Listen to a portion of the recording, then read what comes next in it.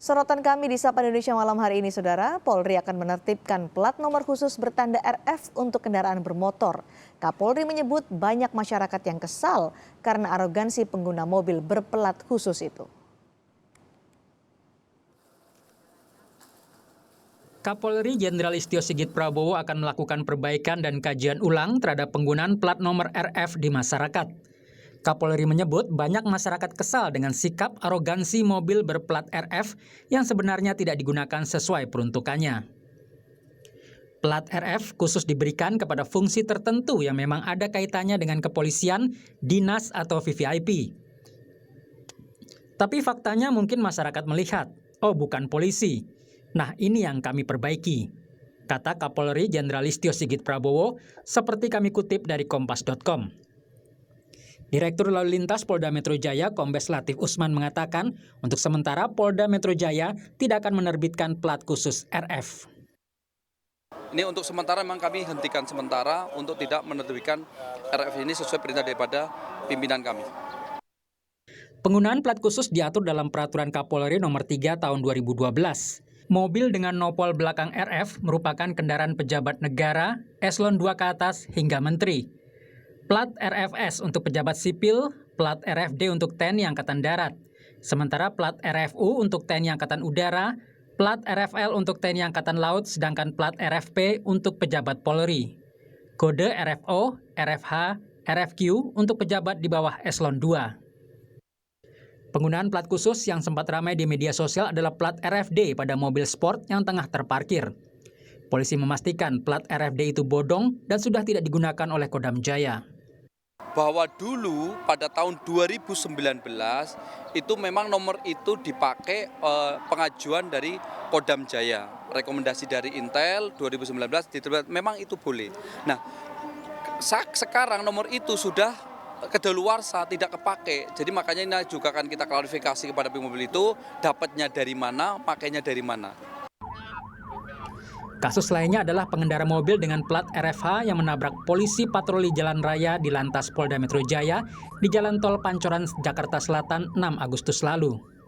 Saat itu polisi bermaksud memberhentikan pengendara mobil untuk menindak karena adanya larangan mobil plat rahasia menggunakan strobo. Polisi menyebut plat nomor yang digunakan palsu. Sebelumnya pada 4 Juni 2022 terjadi pemukulan di tol dalam kota Jakarta yang melibatkan pengemudi mobil berplat nomor RFH.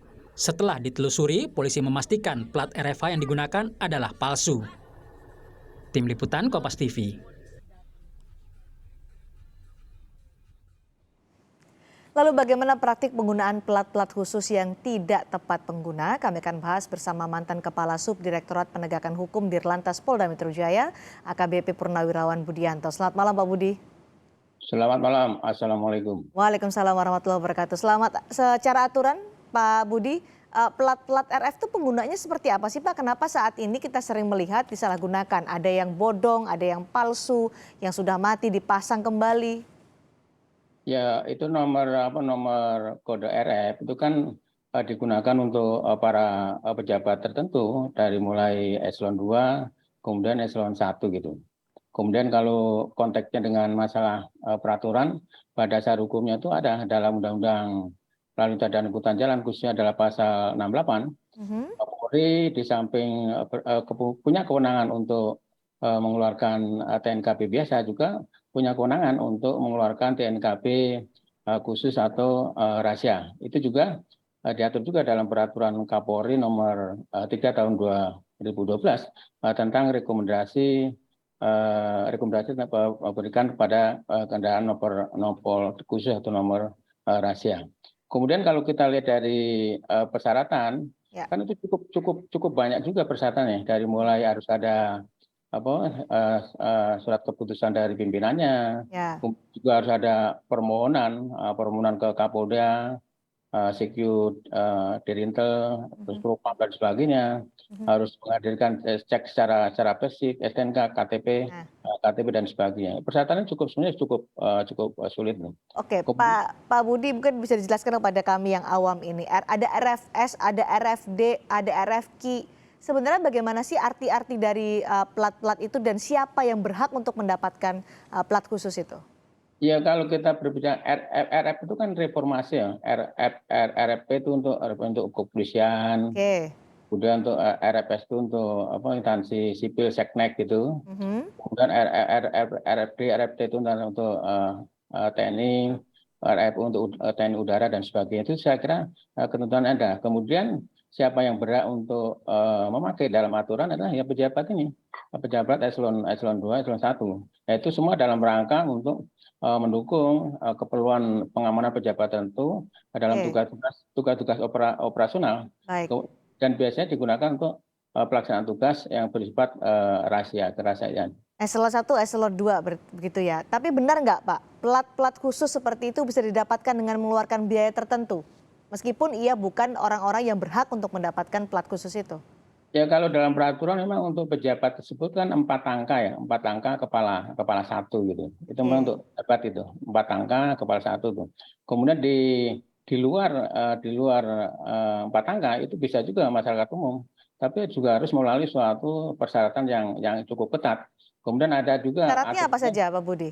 ya sama harus menghadirkan apa cek fisik, kemudian Oke. apa STNK, kemudian KTP, termasuk ya ada rekomendasi Hmm. dari Propam dan sebagainya.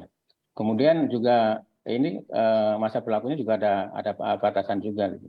Oke, kalau memang sipil boleh untuk mendapatkan plat RF khusus atau plat khusus ini, apa sih yang membuat mereka tertarik untuk memiliki plat RF ini? Ya itu alasan-alasan subjektif mungkin bagi mereka yang ingin ya. Tapi tentunya bahwa seharusnya bagi mereka yang mungkin menggunakan apa kendaraan dengan nopol khusus RF dan sebagainya, harusnya justru bisa memberikan contoh kepada masyarakat. Karena di dalam peraturan perundang-undangan itu juga memang tidak ada hak privilege itu tidak ada gitu. Misalnya Sama sebagai saja contoh, dengan plat nomor ya, biasa lainnya ya? ya misalnya gini, dalam ganjil genap pun tidak ada juga dalam peraturan Oke, gubernur yang mengatakan ada pengecualian terhadap nomor RF dan sebagainya itu tidak ada. Termasuk tapi dalam pelanggaran. Kalau ada pelanggaran juga bisa dilakukan juga secara penegakan hukum gitu. kalau melakukan pelanggaran juga ditilang seperti plat nomor biasa. Iya, sama, Nah, sama. tapi kan faktanya Kapolri pun sampai berkomentar bahwa mereka yang berplat khusus RF ini sering berbuat arogan di jalan sehingga akhirnya akan ditertibkan oleh polisi. Jadi menurut Anda mereka yang memiliki plat khusus ini ingin keistimewaan begitu? Ya, tadi sudah kita sampaikan seharusnya bagi apa pejabat kemudian mendapatkan suatu fasilitas nomor Oke, kendaraan dengan nomor RF harusnya ya. memberikan suatu contoh. Karena dengan nomor RF tersebut bukan berarti terus dia melanggar kemudian menunjukkan sifat-sifat arogansi itu malah harusnya malu. Bagaimana membudayakan rasa malu? Harusnya sebaliknya harus Oke. mampu memberikan suatu contoh. Gimana mengawasi mereka? Bagaimana bisa mereka tertib seperti pengguna jalan lainnya? Karena tadi di informasi sebelum kita berbincang banyak sekali plat khusus ini diketahui bodong, kemudian palsu. Ini kan perlu pengawasan dan juga penertiban dari kepolisian, Pak. Sulitkah Ya, melakukan pengawasan itu? ya kalau kita berbicara masalah pengawasan kan pertama mungkin daripada saat dia mendaftarkan nomor tersebut itu. Mhm. Kemudian setelah mungkin terbit kan bisa juga dilakukan suatu pengawasan oleh petugas-petugas yang di lapangan.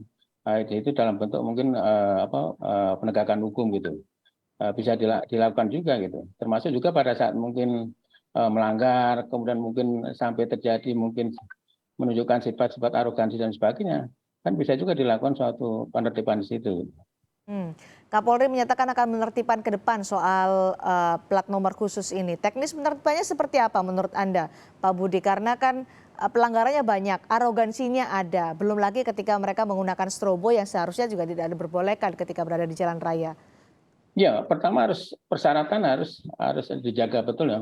Harus betul-betul kalau tidak memenuhi suatu persyaratan dari mulai suatu persyaratan administrasi, kemudian persyaratan yang lain dan sebagainya, jangan dikeluarkan. Kemudian kalau seandainya sudah dikeluarkan, saya kira baik itu petugas kepolisian maupun masyarakat juga berhak juga punya suatu kewenangan untuk melakukan suatu pengawasan itu. Nah, pengawasan kan macam-macam. Mhm. Kalau mungkin dari pihak kepolisian bisa melakukan suatu penegakan hukum, kemudian kalau masyarakat bisa juga mungkin memvideokan, memfoto, kemudian mungkin dikirim ke pihak yang berwenang. Itu kan salah satu bentuk pengawasan juga gitu. Karena yang kita tahu adalah ketika viral baru kemudian diselidiki atau diperiksa lebih lanjut baru ketahuan kalau ini bodong, kalau plat ini palsu begitu, Pak Budi? Ya, ya, itu saya kira kalau ada kejadian-kejadian seperti itu, kemudian diviralkan oleh masyarakat, itu merupakan suatu bentuk kepedulian juga masyarakat terhadap Tapi kan kecintaan. seharusnya tidak menunggu viral dulu, Pak Budi. Ya seharusnya, justru itu kan pengawasan itu macam-macam gitu. Pengawasan bisa dengan cara penegakan hukum, kemudian juga bisa melakukan suatu pembinaan juga bisa dilakukan juga gitu. Termasuk juga tadi partisipasi masyarakat karena di dalam Undang-Undang Lalu Lintas dan Angkutan Jalan pasal 256 bahwa partisipasi masyarakat juga sangat sangat dibutuhkan, wajib untuk Oke, keikutsertaan dalam rangka penyelenggaraan masalah-masalah baik. lalu lintas dan angkutan jalan. Penegakan hukum, penertiban dan pengawasannya harus lebih diperketat lagi oleh polisi. Terima kasih mantan Kepala Subdirektorat Penegakan Hukum Dirlantas Polda Metro Jaya, AKBP Purnawirawan Budianto sudah berbagi informasi bersama kami di Sapa Indonesia malam hari ini. Terima kasih Pak Budi.